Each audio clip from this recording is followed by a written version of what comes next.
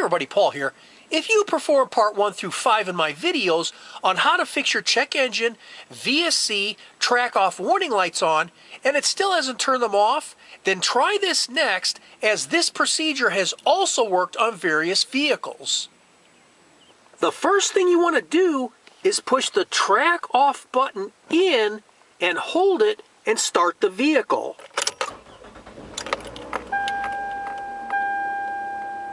What should happen next is the check engine and VSC warning light should turn off immediately. Now release the track off button. If the track off light is still illuminated, then push the track off button in again and release it. This should immediately turn off the track off warning light. Now it's fixed and you can turn the vehicle off.